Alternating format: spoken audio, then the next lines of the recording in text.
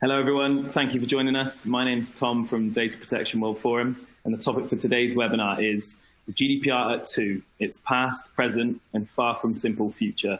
And presenting today's webinar, we have Rob Masson, who is CEO of the DPO Centre, and Andrea Ward, who is Director at Squire Patton Boggs. As founder and CEO of the DPO Centre, Rob is actively driving innovation, transformation, and thought leadership in data protection and privacy. With over 30 years of business experience, Rob has been involved in delivering solutions to some of the world's largest and most respected companies. Supported by the DPO Centre's large team of privacy professionals, Rob advises on ever-evolving data protection legislation and how, when implemented well, compliance builds trust, confidence, loyalty, and engagement. Andrea is a CIPPE qualified data protection lawyer in the data protection and cybersecurity team at international law firm Squire Patton Boggs. She advises on the GDPR and the UK Data Protection Act, as well as breach prevention and response. Andrea supports clients across a wide range of industries, including technology, healthcare, and retail, on privacy and data protection issues, with a specialist focus on employment-related matters, including policies, monitoring, and data subject rights. And please bear in mind the comments of our speakers on this webinar should not be taken as legal advice, and they represent their personal opinions and not necessarily the views of their companies. With that intro, I'd like to hand over to Rob. Thanks very much, Tom. Thanks for the intro. Certainly a pleasure to be part of the webinar. So just to start off with, I just want to give you a quick overview of our aims for the webinar. So we're here hopefully to help you understand why the GDPR has been such a substantial piece of legislation and why it's required organisations to make such significant changes to their approach and their culture and their resources since it was implemented back in May 25th, 2018. And then Andrew and myself certainly have a common objective when it comes to helping organisations reduce the risk associated with complying with data protection laws, but we each approach it from slightly different perspectives, one of lawyer and myself more one of data protection officer. But we're hoping, hopefully to, discussing some of the key issues that we see from our respective clients, hopefully to help you identify some of the current and future steps your organisation might need to focus on. And then finally, we'll be kind of gazing into our respective crystal balls to give you our predictions on what we think the future holds and how your organisation may need to adapt.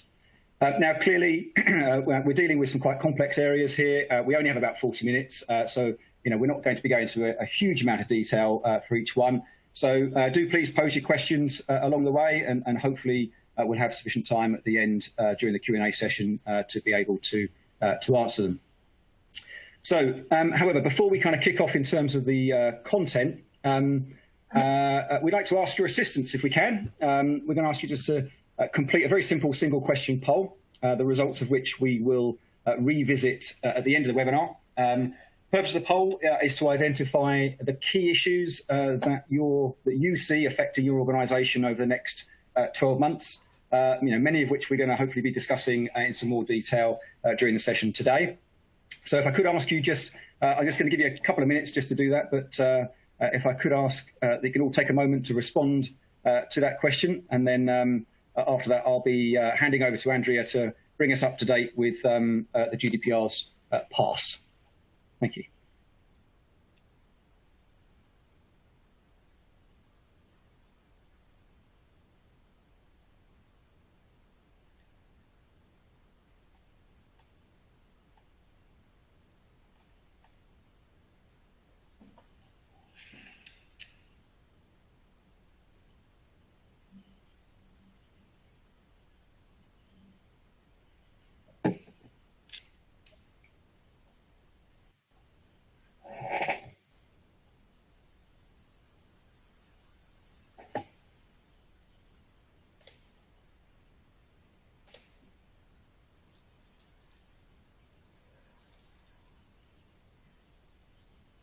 We've got over 320 people at the moment dialed in, so hopefully we'll get some good answers, which we can have a look at the end.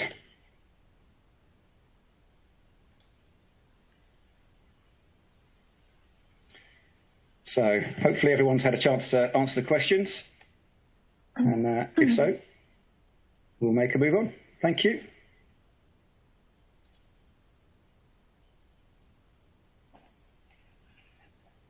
Andrea. Thanks, Rob. Hello, everyone, and thank you for joining us. Thanks also to Rob and to the Data Protection World Forum for including Squire Patton Boggs in this presentation. Really appreciate it. My first topic is the GDPR's past. It hasn't passed. It's still with us.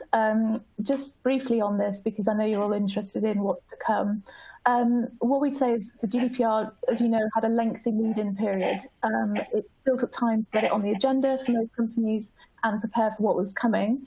In fact, many companies and organisations are still addressing this, and it's fair to say there's still a mix of compliance, various levels of understanding, and the needs vary between different companies and organisations. So many companies are still addressing GDPR, and I think there's probably a mix of that. Depending on the client, we've seen full-scale gap assessments and data mapping exercises by some of them, and a more selective pick-and-mix approach by others. What did the GDPR mean? It updated 20-year-old legislation, including extending the scope territorially, adding more data processors' responsibilities, new definitions, for example, genetic and biometric data, which we're seeing more of when it comes to targeting and the like, and setting out the potential for new data subject rights, codes of conducts, and certification mechanisms. With the extended reach to include processors, there's also contractual terms for controllers to engage processors with Article 28, and recently the Danish Data Protection Authority gained approval for its own Article 28 clauses, which you may have seen. That's quite useful. The GDPR also formalised requirements for joint controllers in Article 26. That was something that was previously just part of the definition of controller, now has its own article. And there's been some debate about the controller and joint controller relationship. We know that's causing confusion and some difficulties in certain organisations. There is some helpful guidance on that from recent case law and the European Data Protection Board. But a lot has remained the same.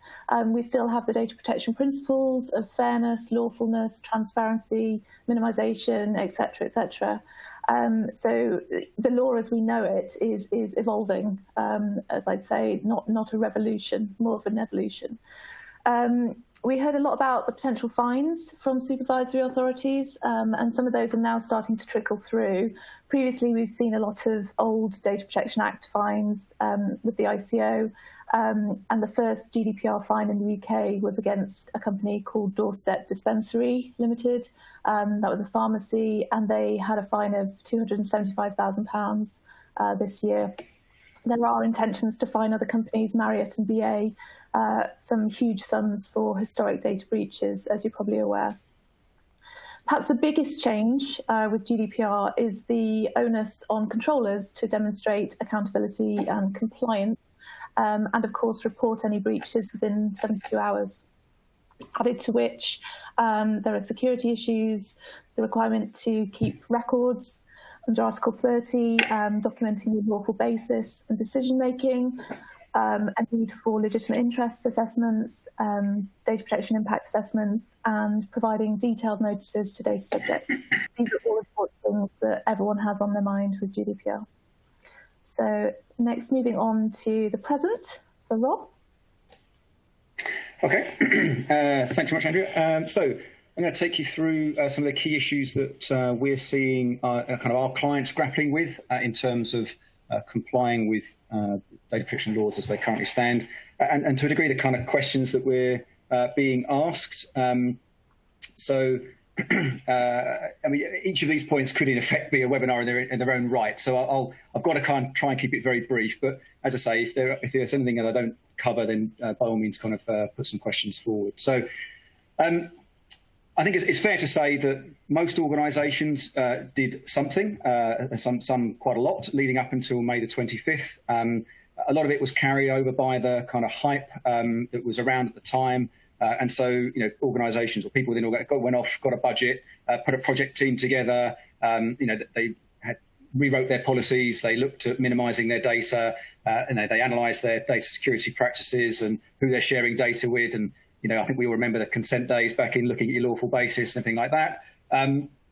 But but what we see might be skewed a little bit by the fact that obviously we have organisations coming to us asking for help, but we do still see a lot of organisations that haven't done a great deal since. So I think a lot of effort was put in, but not necessarily carried that forward through the last kind of 2 or 3 couple of years. And it's even in the kind of mid-sized organisations that we tend to deal with predominantly, we're still seeing that as an issue. So there's a general kind of lack of understanding of an organisation's data landscape. So and that means that limited mapping's been done. You haven't translated that into what's called your records of processing activities that are defined by Article 30, and not necessarily sure how long you're keeping data for, and so on. So it's quite difficult to be kind of transparent and therefore accountable, which is the kind of fundamental principle that is the change from the old regime to the new regime, is the fact that we now all have to be accountable for the processing that we conduct. So if this is your situation, then I would very much be advocating getting some kind of audit done so it understands, so you can understand what the issues are and also ascertain what your next steps are likely to be. Now, part of this slight apathy, I guess you could call it, is a lack of demonstrable action from the supervisory authorities. The ICO kind of, they remain a pragmatic organisation, and that I think is really important because they are there to promote best practice. They're not really there just to kind of wield the stick the whole time and fine everybody. That's not what it's. That's not their purpose. But they are only, I think, it's about 680 people. Reasonable size, but you've got 5.9 million organisations that they are, trying to police in some way. So they've certainly got their work cut out. As Andrea mentioned, Dorset Dispensary was the first real fine. We've got BA and Marriott coming, but of course those big numbers, I think 183 and 99 million, are likely to come down, I think, given the whole environment that we're in currently and the industry sectors that they are both in. So I think that might be a little bit more realistic. And then, but everything that we're seeing going through at the moment is still of the old regime, on the old kind of 500,000 maximum that we saw under the previous Data Protection Act. And so I think there's CRDNN was a Scottish organisation, made 193 million nuisance phone calls. They were given the maximum fine. And then, of course, Cathay Pacific was handed out the 500k fine as well, I think, back in March. So we are seeing more, I guess, from the supervisory authorities across Europe. But it's not quite the tsunami of kind of penalties that I think everybody expected back in 2018 when it was first brought in. And that's kind of a good thing, but it makes people think that, the rest of the law is a little bit in terms of the actions they need to be taking. So now over that period of time, we've seen a lot of evolution of the DPO role. So that's obviously something we see firsthand with our Data Protection Officer team that we have out servicing our various clients. Those expectations that are on that DPO and the role they perform have changed quite considerably. It was a topic of a previous kind of range of seminars that we did, but we've seen and seeing 4 distinct phases. So we've gone from translator, this is prior to GDPR coming in. So it's acting as that translator. What does it mean? What do I have to do? What does it mean to me as an organisation? Then when GDPR was brought in, we kind of got into that police officer kind of stage where we're, it's the enforcement part. It's the stop doing that. You can't do that anymore. You've got to start doing this. I know you've done it like this forever, but now we need to start doing it differently. So it's that typical kind of compliance role that no one particularly appreciates. But then we're moving into the new phase, which is kind of the change agent part. So this is where we're recognizing how change brings competitive advantage and advising organisations as how they adapt to that change. And then the final stage, where we see at the moment is the strategist element. So it's contributing at board level. It's being a trusted advisor within that organisation on their future strategy. It's talking about things like how things like AI can be implemented, Internet of Things, the changing global legislation that's going. All of those things that are now fundamental to the ways in which organisations are growing. So the DPO role is becoming more and more important and more integrated within inside organisations. And so, but what we do see is those organisations where you've got C-suite level sponsorship of privacy within organisations are the ones that have made the most, kind of progress.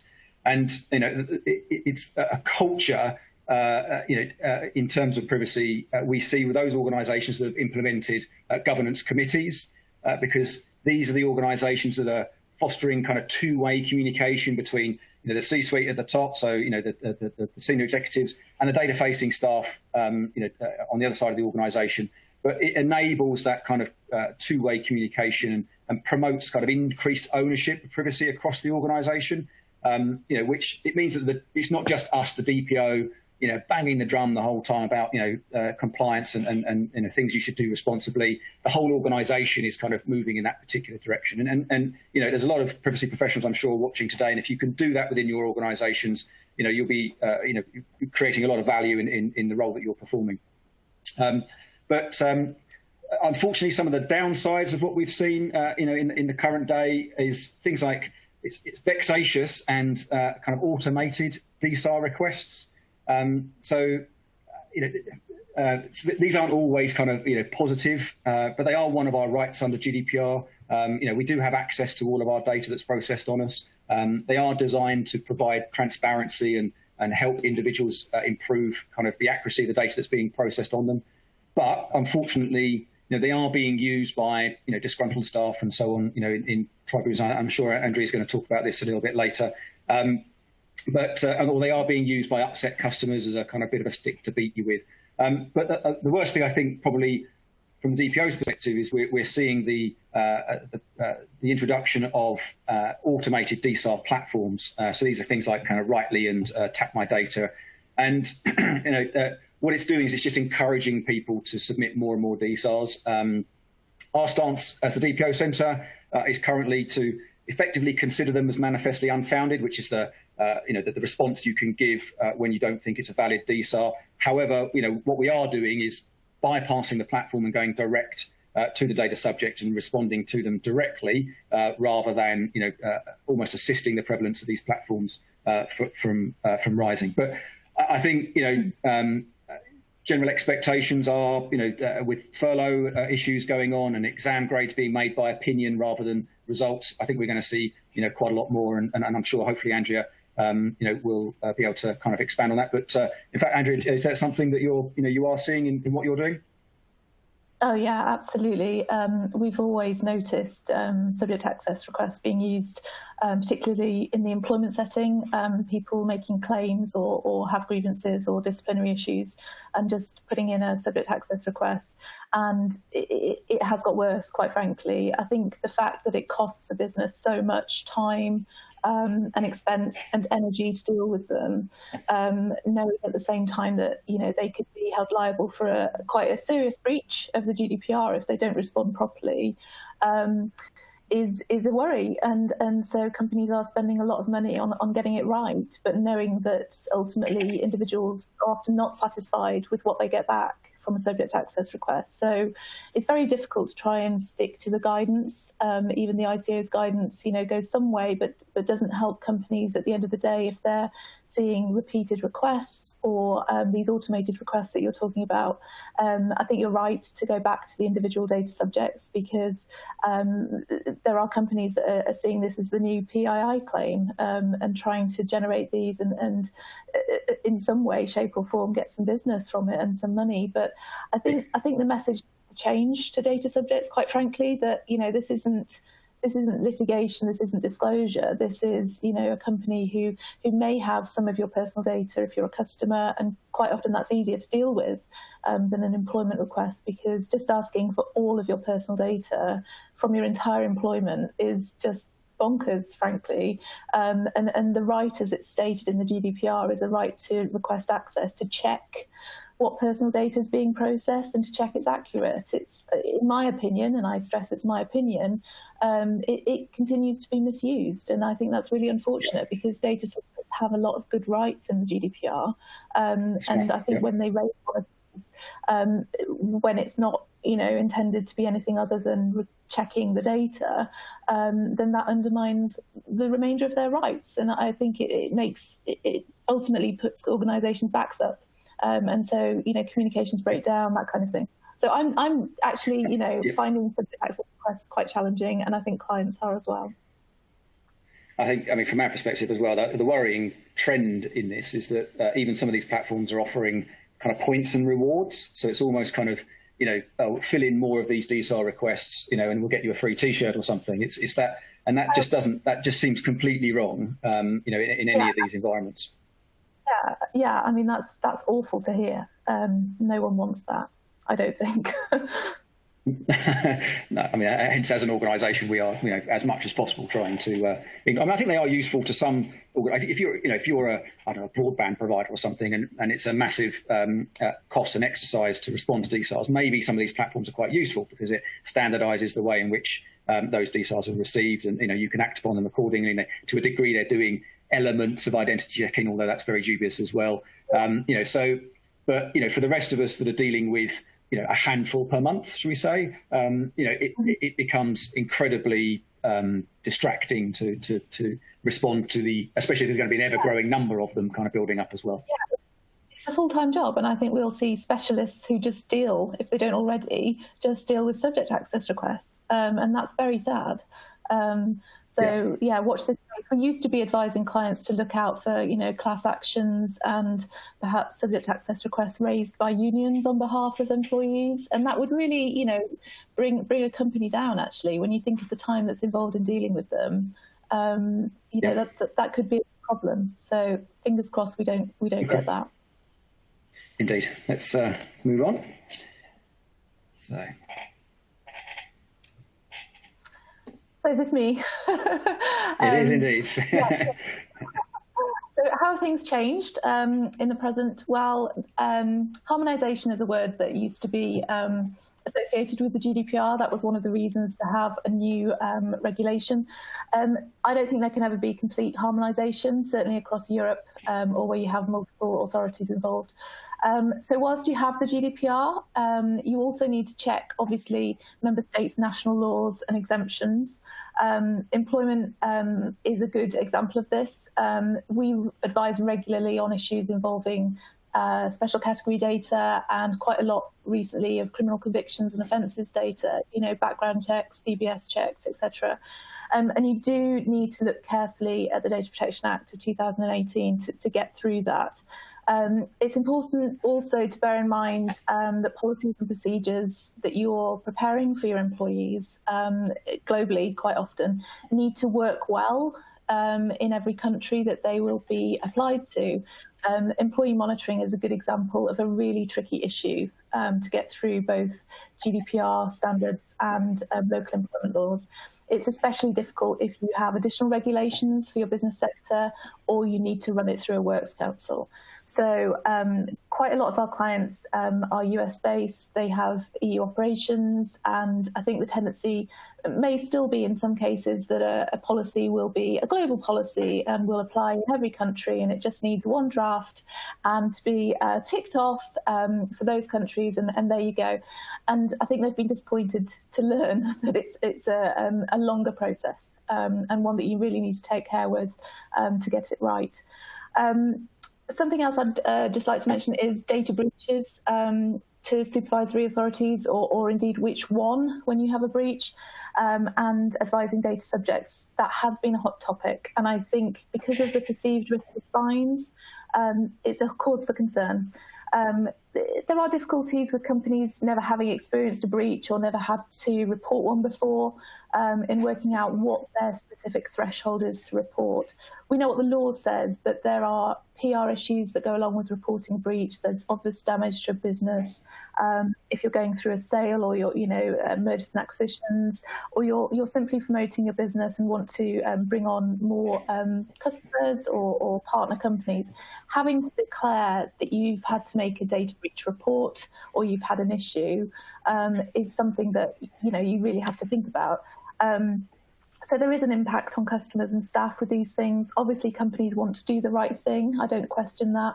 But I think that sometimes there has been a level of over-reporting to the regulator because there's such a concern of being found out or a complaint coming out, and then the regulator coming in and investigating what else you're doing. So the ICO has said in the past they do not expect every breach to be reported. And in fact, they can't feel with everything. So you do have to think about it, and you do have to investigate. But obviously, if it is reportable, then you should. But 72 hours is 72 hours from becoming aware of the breach. So you do have to investigate to an extent before you take that step. Right now, COVID-19, unfortunately, has been dominating our work. We've been looking at the contact tracing app development and privacy issues there for the public sector and the NHS. And there are developments in plans for the private sector use. I wonder whether it's legitimate for businesses to want to adopt apps to allow people to return to work, or to enter restaurants or bars if they can prove that they have, the valid health screening. I don't think we need to get into politics on this call particularly, or whether we should have done it sooner in the UK. But it's clear that even if those measures do help, there is still a genuine and valid concern for privacy. Other countries might have developed apps more quickly and combined that with other methods of tracking people, using their credit card data, photos, etc. And that's, question, and I think it's a valid debate. Is that a good thing? Should we just get a grip on it right now and worry about privacy later? I'm not so sure. I think if anything, GDPR has done a good job of getting people into the mindset of knowing that this is a fundamental right and freedom, and everyone has the right to privacy. And even when there are things like COVID-19 going on, what's the right thing now in the immediate situation may not be right in 2 months' time, and where is that data going? So there's been lots of questions about temperature testing of employees and visitors at the start of the pandemic, and also now when people are undoing the lockdown. We're working a lot on that with clients as to what's acceptable, what needs to be documented. So we're talking here about special category data. And quite often that's going to entail some kind of supplement or update to the existing privacy notice, because, when those were drafted for GDPR, they would have included certain medical interventions, occupational health involvement for normal employee situations. But this is wildly different. This is, having your temperature checked on your way into work, or having a blood test. Whatever is being proposed seems to change on an almost daily basis right now. But the key points are essential, and whether it's proportionate, what you need to be doing, what you should be documenting, who has access, what you can tell people, all of those issues are very live. So I think there is a worry that further use of personal data gathered now will be used commercially later. Certainly for profiling, that's always a big consideration. I think there are other issues with COVID-19. We hear a lot about security. So obviously we're all working from home. Some of us have better backgrounds than others for our video calls. But I think, the working from home situation brings up the questions of the VPN, how secure is it, people using video conferencing calls. We had the Morrison's case judgment recently from the Supreme Court, and I think that was good timing. I think that really, reminded people of the importance of checking on your staff and checking on, your existing policies, checking on your contracts, making sure they're up to date in terms of individuals making use of personal data for their own ends, going rogue, what you can do in terms of monitoring their activity.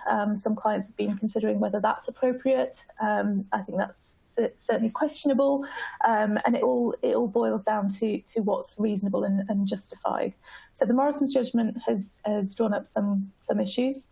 Other things, the need for compliance. The ICO recognises that COVID-19 is creating problems, obviously, much wider than data protection, and it is a pragmatic regulator, as Rob said. The ICO knows that you don't have staff on the ground to get into personnel files or hard copy documents to supply those for subject access requests. It knows that you will be diverting staff to other areas right now. So it has recognised that. Unfortunately, it doesn't mean that every compliance measure drops or that the clock stops and you have, 6 months to do a subject access request. You don't. You should still aim to comply within the 1 month period and document what you're doing. But yes, if you need a bit more time, I think there will be some leniency, but you still need to get on with it. We've been discussing with clients what they could be doing now, whilst they may be less busy with their practical day-to-day work. I think audits are a good time right now. We're coming up to 2 years post-GDPR. If you have a requirement to do an audit, either of yourselves or your processors, suppliers, I think that's a good use of time. That's something that could be done. I think that staff training is also a good thing. Most staff training works well in a one-on-one or, a group environment, not necessarily one-on-one, although that would be good. But doing the training, meetings, videos, conferences, online modules, I think that is a really good use of time because staff may have the capacity to do that. If people are working from home, certainly in our kind of environment, that's day-to-day these days, and it'd be a good way. I'm not going to use the phrase tick the box, but you understand what I mean. It's a good time to do that staff training and show that you've used the time wisely. So that's what I'd say.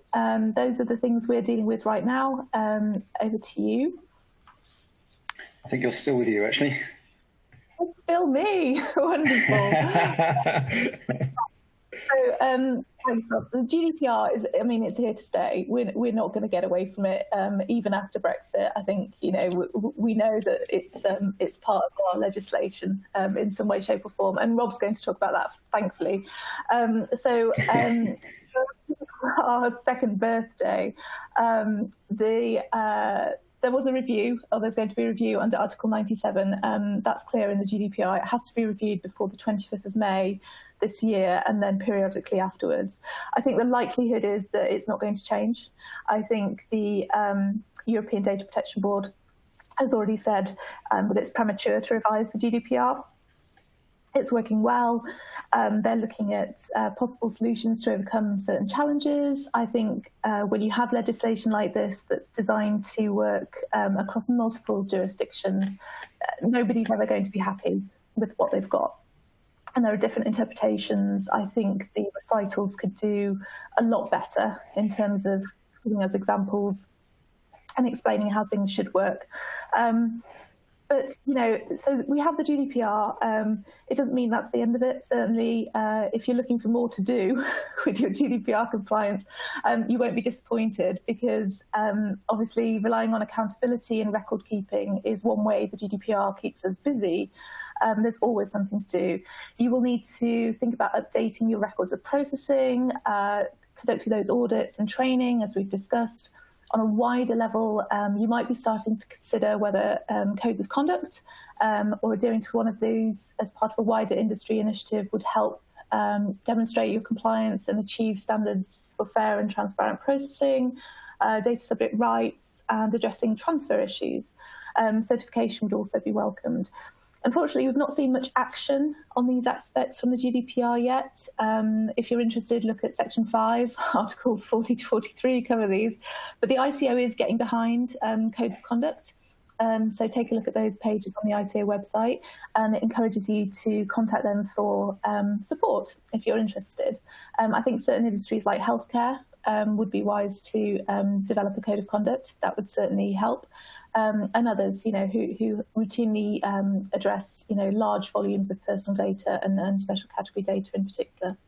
So the ICO does continue to offer guidance on current issues, and it recently issued an update on its refocused priorities for COVID-19 and beyond, bearing in mind that it addresses what it wants to achieve in a certain period and then has to work with what's happening in practice. So recently it identified protecting the public interest, enabling responsible data sharing and monitoring intrusive and disruptive technology as its current 3 impacts. I think the monitoring intrusive and disruptive technology is something that the ICO has been alive to for a long time. It has said that it's currently just pausing on its ad tech investigation and resolution there, because there are other things at play. But it does recognise concerns about compliance with data protection regulations and the difficulties being faced by businesses at this time. But as I said before, that doesn't mean it's a free-for-all when it comes to data protection. I think it is very much behind its aims of protecting individuals at the end of the day. So just concluding my piece here, I think whatever your views of the GDPR, whether you think it's done the right thing, whether it continues to do the right thing, I think it's clear that we all benefit from laws that exist to protect our rights and our personal data. I'm sure there's always room for improvement, which keeps us busy, but we should be proud of the fact that we have a role in maintaining the standards, and other countries are following suit. Reading some of the press updates from last week, I saw a UN report that says 2/3 of the world's countries now have a data protection law in place, and a further 10% of countries are planning legislation in 2020, including Thailand, which you may have heard about, which is based on the GDPR, and India, which is going for something of a hybrid to US, Chinese and European legislation. Over the past 2 years, countries introducing comprehensive data protection laws have also included Algeria, Lebanon, Panama, Uganda, Nigeria, and Uzbekistan. Brazil has passed a law, but that's not likely to be implemented until May 2022, so a further 2 years from now. And the reason that these new country laws are important is because they want to be engaged with data sharing and benefit from the markets with Europe and Europeans and the UK as well. And with mobile data networks, the outreach is huge. Data is all around, as we know. So these countries want to benefit from our standards of legislation. Thank you, Rob. Okay. So in terms of the future as we kind of see it, obviously there is a new normal appearing somewhere, out of somewhere. And it's, but it's not surprising that, as Andrea mentioned or alluded to, data protection compliance or aspects of it have taken a little bit of a back seat. As organisations have had to obviously concentrate their resources on their, COVID response. I think, given all of the movement towards working from home, obviously InfoSec, so the information security, side of things has remained a very key area. But the urgency around things like individuals' rights requests, so those DSARs that we were talking about earlier, maybe not so much. But that, again, as Andrea mentioned, it's been recognised by the ICO that that is the case and needs to be the case, quite rightly, to deal with everything that's going on. But that situation is most certainly only going to be temporary. That is not the new normal. The ICO is not going to, be as accommodating, I think, going forwards. But obviously, I think there'll be a slow gradation back to the old normal, I suspect. But that said, working from home does look like it's here to stay. We need to ensure that we can remain kind of accountable for the processing that we conduct going forwards, and therefore, if people are going to work from home and it is the new convenient, then similar controls and similar monitoring capabilities will need to be implemented to our home systems, as much as they are at work. But of course, we need to be incredibly respectful towards employee privacy, especially outside of working times. So, so ensure, I think, make sure you've got the right policies in place. Set the expectations through your policies as to what your organisation expects of them in terms of the processing they're going to be doing at home. Most certainly issue company equipment. Don't rely so much as we've had to in the short term. I mean, again, totally understandable, but start to issue company-owned and managed equipment for use at home. Deliver training, whether it be online, or as we start to migrate back to our offices a little bit. Certainly refresh the training and take into account the fact that there is now going to be processing going on outside of the normal, corporate environment. So, and of course, constantly, as we have been anyway, but keep your, data security practices, well and truly monitored and up to date. For those of you that are working at home, we did publish a series of 19 tips for just practicalities of working from home. If if you're interested in those, maybe just look me up on LinkedIn, and I think you'll find those in our feed. But they're just some basic things that you might find useful when it comes to processing personal data at home. So we now need to move on to Brexit, which obviously used to be the top priority, became secondary priority, which we all probably quite enjoyed for a short period of time, and maybe we're all wishing it would come back a bit now. But Brexit has not left the building. It is very much still alive. Obviously, the UK formally departed the EU. We are no longer part of the EU as of the 31st of January. But we are in an 11-month transition period whilst the final negotiations are completed.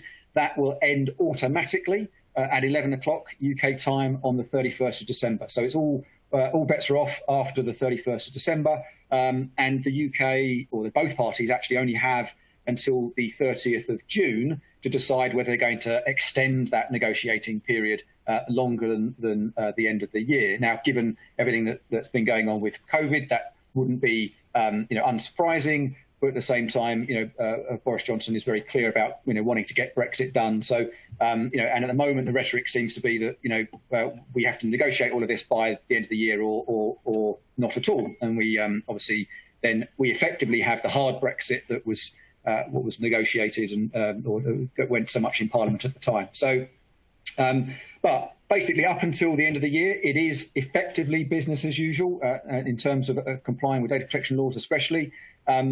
Because the UK has essentially adopted the EU GDPR as the UK GDPR. And so it's one of the many EU laws that the UK will just simply be continuing with.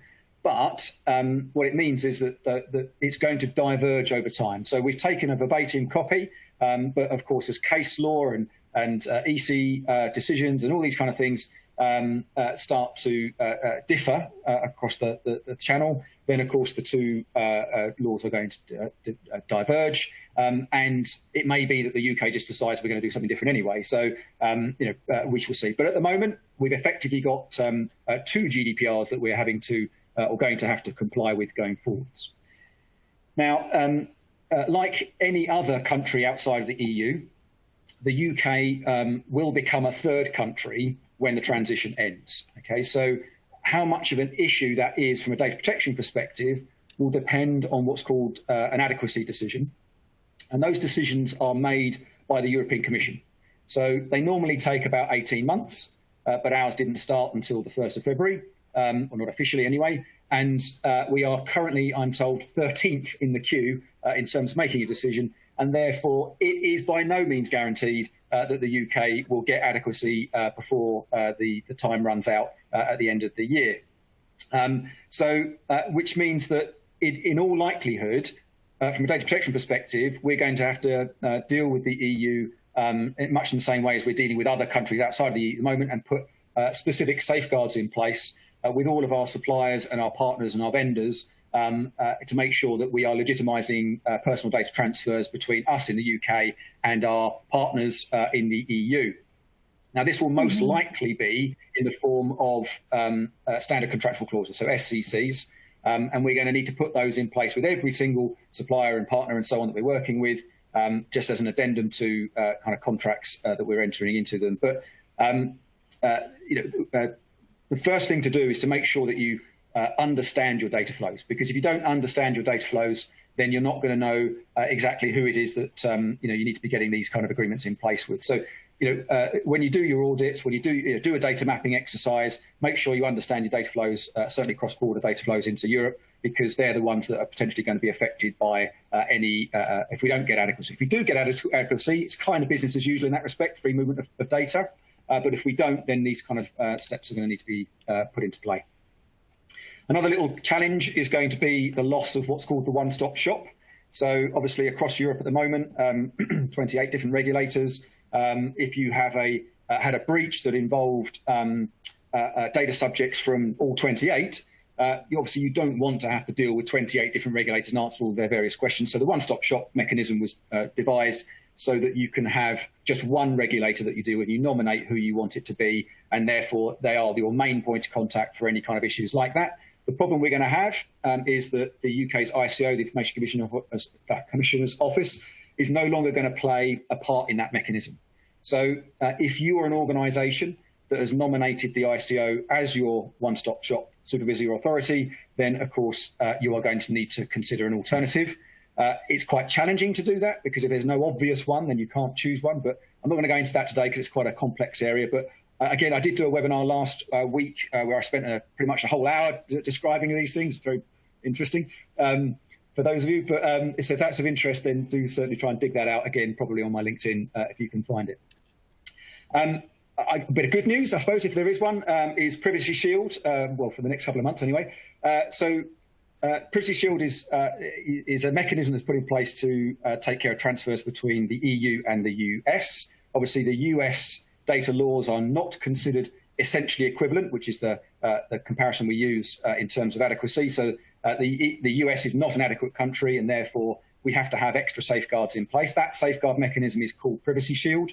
And what it means is that as long as an organisation in the US self-certifies under Privacy Shield, then we can transfer data between us and them without any additional safeguards having to be put in place. Now, the good news is that the UK will recognise Privacy Shield going forward, and therefore all that needs to happen is that the US partner that you're working with, who's a Privacy Shield member, just needs to make a very simple update to their privacy policy saying that they're going to extend cover to include UK transfers. So all you have to do as a UK company is check that they've made it, and so you can tick the box and kind of carry on almost as normal, doing that going forward. Now, we've also got this thing called representation. So for most of us, that's been a non-issue because obviously part of Europe, we don't have to worry about it. But now that we're coming out, it's Article 27 that deals with the requirement to appoint a representative. And it's for organisations that are based outside of the wider European Economic Area. So that's the 28 member states plus the 3 others, which was it Switzerland? No, Norway, Liechtenstein and one other. So if you're transferring data outside of the EEA, then, or if you're outside of the EEA, then you're going to need to appoint a representative if you are an organisation that offers goods and services or monitors the behaviour of EU residents. So we're no longer part of the EU. So whereas before, obviously, there is now, we have to work out whether we are actually processing data on them. And if you're doing that in anything but a trivial basis, then you are going to need to appoint a representative inside the EU, so one of the member states. Likewise, because we've now got EU GDPR and UK GDPR, there's an Article 27 under the UK GDPR as well. So what it means is that the EU organisations are going to need to appoint, at the moment at least, a UK representative. So there's this whole kind of extra piece of red tape between both blocks that is going to need to be put in place. And it's something that you certainly need to consider in terms of your Brexit planning and things that you might need to do. So again, identify the data map, make sure you know where your data subjects being processed. And then the final one is to do with certification standards. So this is let me deal with ISO 27701 first, in that it's the privacy extension for ISO 27001. So a number of organisations, I'm sure, have already got 27001, but you can extend that to include the Privacy Information Management System element of it, called ISO 27701. So there's also an equivalent British standard, which is BS 10012, but they are there to help demonstrate your accountability in terms of technical and organisational measures. But they don't certify you as GDPR compliant. So as Andrew mentioned a minute ago, it's Article 42. The GDPR discusses data protection certification mechanisms. They don't quite exist yet, but they are in the process of being designed. So over the course of the next 12 months, I think we're going to start to see these coming out. The awarding bodies are being appointed and the certification processes are being decided at the moment. And I think we're going to see those appearing in the not too distant future. And I know that obviously the DPO Centre, we're very keen to be part of that so that we can help our clients demonstrate that they are actually GDPR compliant. So thank you very much for that. Let's take a step forward and I think we'll try and answer some questions. I know Tom, you're still around? Yeah, I am, and thank you both for that in-depth presentation. Really, really packed full of insight, and judging by the amount of questions here, we've got a lot of attendees who are interested in this subject matter. So I'll kick off with a question here from an audience member who says, what do you see as the biggest risk with the current special category processing when managers are capturing sensitive data without thinking of the long-term applications? For example, retention, minimization, etc. And the DPO is not told because everyone's working remotely. Sounds like one for you. Yeah. So the question was, what's the biggest risk? Well, I think there are lots of risks. Trying not to answer this too much like a politician, but I think most people will be alive to the tensions that are existing right now between various people and departments wanting and needing to get things done to cope with COVID-19. We've seen a lot of action on the ground, and really time is against you for many of these issues. You know, it might be a supply chain, it might be people physically getting to work, allowing people into the premises, letting somebody know that somebody on the team has tested positive, or the fact that they're just not in. I think the biggest risk here is that all of this is being done with no coordination and no eye on the future as to what's being gathered, why it's being gathered, whether it's even justified, whether you're doing questions or, asking individuals to complete a questionnaire. I think somebody needs to take control of it. And obviously the DPO or the privacy manager should absolutely be involved. And if I was in that position, I would be trying to step forward and insert myself in those discussions. You know, it may not be welcomed in all scenarios, but in fact, what the business is actually having to deal with now is special category data that they would never have expected to be addressing or processing. So you will need some advice.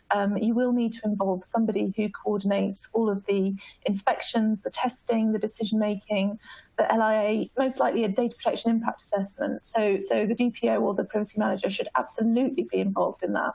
And that has to be done so that, the questions of whether you should be doing it in the first place, who's involved in it, who it's being shared with, and ultimately how long you retain it is key. Because if there's no coordination of that and there's no centralised system of management of how long that data is kept, where it's being held, and how it's locked down, that's a huge risk. I mean, sensitive personal data, like health data, can be misused. People should not be having access to it that don't need to. So it's a ticking time bomb, really, if you don't get it right. So I think making people pause on the decision making and making sure that the right people are involved in that from the start is vitally important. Thanks, Andrea. Next question here. Between the CEO, head of legal, head of IT, and DPO, who should be driving the agenda for DP compliance? Shall I take that one? Well, I mean, as I think I mentioned earlier, it has to be driven by a C-suite executive. So sponsorship has to be driven from the top, but the role certainly shouldn't be. Obviously, there are some quite strict guidelines as to who can be a DPO, and those revolve around avoiding a conflict of interest. So we've got to remember that the role of a data protection officer, is to represent the needs of data subjects. It's not necessarily to represent the needs of the organisation, although of course we're all employed or paid by them to do so. But fundamentally, that's what the role is there to do. And so it's very important that somebody with a senior role or a fiduciary duty to act on behalf of the organisation is not the one that is driving the agenda from a data protection officer perspective. Obviously, I think in the recent news there was the Belgian DPA that's just fined, I think it was a telecoms company, €50,000 for appointing their head of compliance and risk as their DPO. I think there's some detail around that, but that's fundamentally kind of what the fine was or penalty was related to. So, and that was simply because there was a perceived conflict of interest with what they were performing. Okay, thank you, Rob. And another question here. who says, in the UK, when dealing with other UK companies, should we now focus more on DPA 2018 or on GDPR? In other words, does DPA 2018 trump GDPR in a case of conflict? Andrew, I don't know, you want to take that from a legal perspective? That's a good question. I think the DPA 2018 was obviously designed to supplement the GDPR originally. And now that we are faced with transition from Europe to the UK, I've always felt that our legislation closely mirrors the European legislation anyway. So I think you need to look at them both in tandem. And, there are areas where, you can get more information from the DPA 2018. As I mentioned, if you're looking into particular types of processing, you really need to look at that. I'm not sure that one law trumps another. Obviously, after we've formally left the EU, then the European GDPR is no longer our legislation, but we will have adopted the GDPR in our own legislation. So I think continue to look at both. Again, I think that the role of the regulator will be important, even if the ICO doesn't have a seat at the table at European level. I think it's best to be guided by them as to what you need to be doing. I think for the way I see it, they're one in the same. The Data Protection Act simply references the GDPR, and so the Brexit bill has basically said that we issued a bill that basically changes the Data Protection Act to point from. It no longer points to the EU GDPR. It doesn't say see GDPR. It simply now says see UK GDPR. So the two are essentially the same thing. Yeah. So, fundamentally, whatever you were doing, you need to keep doing. The only difference is that over time, it might be that the EU GDPR starts to diverge because of case law and Commission decisions and European Court of Justice decisions as well. Because, of course, post 31st of December, the UK Supreme Court is going to be the highest court that's going to be deciding on that. There's some negotiation going on about the moment, but fundamentally, that looks like that will be the case. And therefore, the decisions that the UK Supreme Court may differ almost, in terms of interpretation, entirely differently to the CJEU. And therefore, again, things are going to diverge. But fundamentally, nothing's different. We've still got to comply with the Data Protection Act. The Data Protection Act points to the GDPR, and therefore both are here to stay. Exactly. Yeah. Thanks. Thanks both. And another question here. Do you believe that privacy is a thing of the past due to the amount of data about us each being generated faster and faster and from more devices? How can we ever keep up?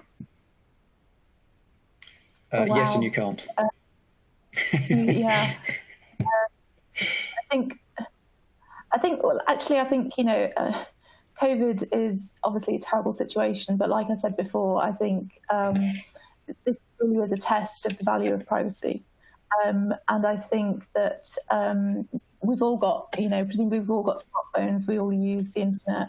We don't pay to use the internet. There's a price to everything, and I think the price for access and for sharing your data online, publishing your information on LinkedIn, having a Facebook account, all of the rest of it. I mean, it's all in our hands. We've just got to trust that those companies use it appropriately, and I'm pleased that they are being held to account. And they always will be. But I think a level of, it's very easy to say, oh, well, don't do that and don't share that if a company is making use of your information or profiling you and targeting you with adverts, for example, from other sources. I think privacy still does exist, and it's very important that it does. It's been around a long time, and we've just got to all make sure that we support it. Rob, do you have any view? Yeah, I think I mentioned it a couple of times in just hearing what you were saying there in the last couple of webinars I've done. But one of the things that we kind of try to remind people is that, especially where an online service is free, what it means is that you're the product being sold. You are the product. You're making the conscious decision. And you need to think of it in terms of, well, do I want to use this service? Because if I do, then my data is going to be sold. That's how they pay for it. It costs millions of pounds to manage, to create and maintain these kind of platforms that we all use. They've got to find their money somehow, and that's generally through advertising or selling our personal data. For many and varied reasons. So it's kind of a I think it's a bit of both really. We're kind of we walk into it a little bit and allow it, but at the same time, obviously, we're